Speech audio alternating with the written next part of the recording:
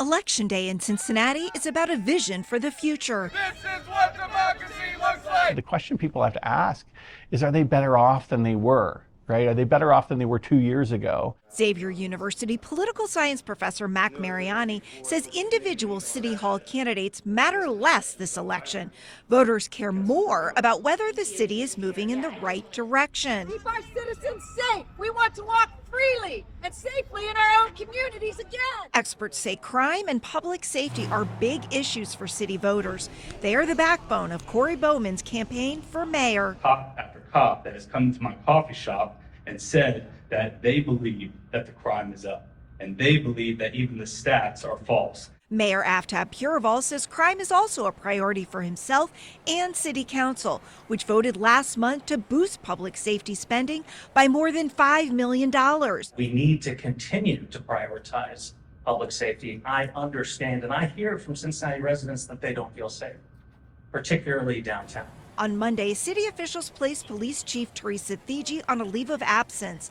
Her attorney, Stephen Im, blamed the mayor and the upcoming election. They're looking for a scalp.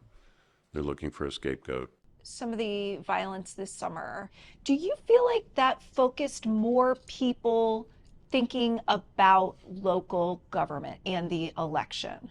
Oh, I think absolutely. But crime isn't the only big issue for city voters, says University of Cincinnati political science professor David Niven. The overall amount of housing is an absolutely critical issue for a city that is finally growing again. You know, after 60, 70 years of steady decline. Housing, where to build it, and who pays for it are huge issues. So is future development, like the Hyde Park Square project. Last month, City Council reversed itself, repealing a zoning change it made months earlier that thousands in Hyde Park vehemently opposed. Is this going to be a city where, you know, big developers take the lead and everybody else falls in line, or is this a city that's going to be kind of strategic about both commercial and residential development? Where to spend taxpayer money is another big issue.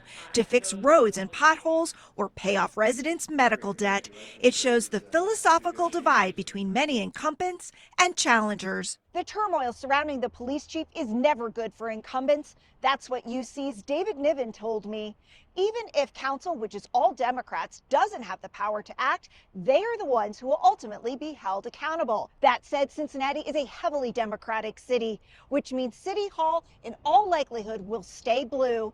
Reporting from downtown, Paula Christian, WCPO 9, I-Team.